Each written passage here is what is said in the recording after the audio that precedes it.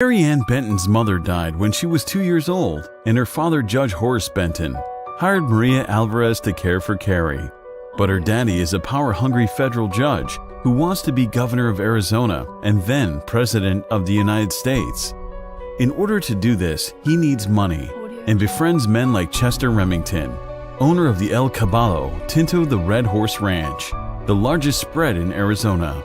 When Horace Benton realizes Carrie is in love with Rodney Bouchard, whose mother is Mexican, he becomes furious. He doesn't want his daughter to have anything to do with a half-breed from the wrong side of town. He wants her to marry Earl Remington, whose father owns the El Caballo Tinto Ranch.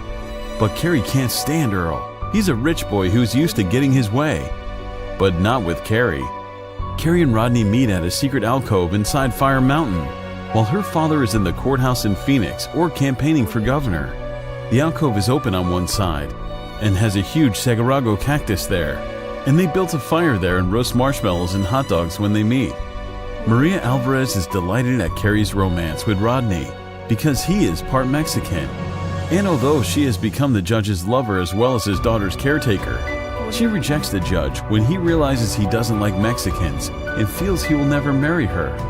The judge hires Oliver Draper to kill Rodney, and when he discovers their secret hideaway, he attempts to push Rodney over the edge of the precipice in the alcove.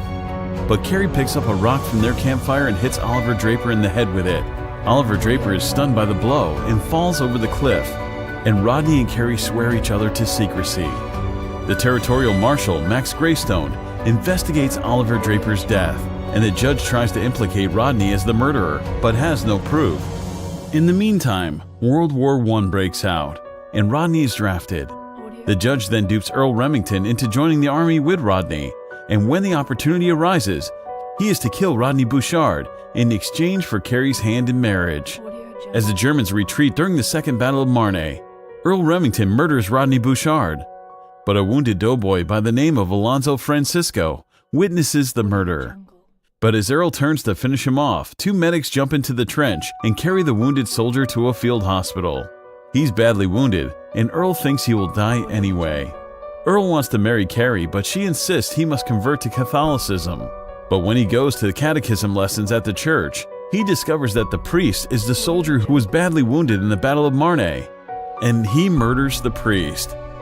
Unbeknownst to him, the priest had written a letter to the army telling them Earl Remington murdered Lieutenant Bouchard, and Earl is recalled to active duty and court-martialed for murder.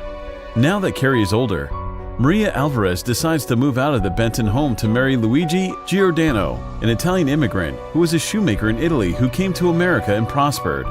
Judge Horace Benton, who lost his second bid for governor, now wants to marry Maria Alvarez and is infuriated when she tells him she's going to marry Luigi.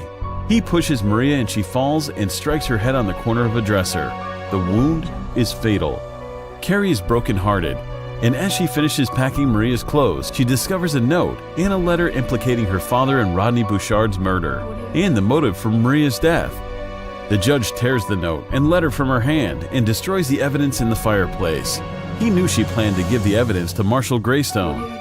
Carrie and her father become estranged forever, and Earl Remington went to the gallows, trying to implicate the judge in Rodney's murder.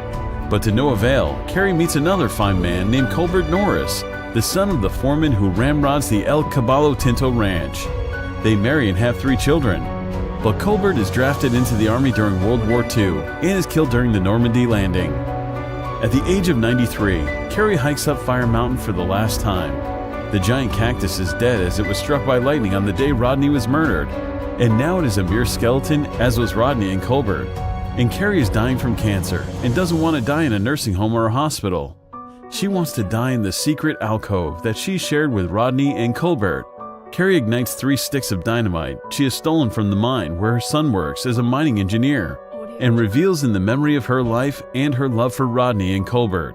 They were both fine men. Carrie lights the fuse, and as she looks across the valley from the alcove, a familiar breeze caresses her cheek for the last time, and she smiles. And a moment later, the vista disappears, and thousands of tons of rock and shale fill the alcove, sealing Carrie Benton and her memories forever in the place where the giant fell.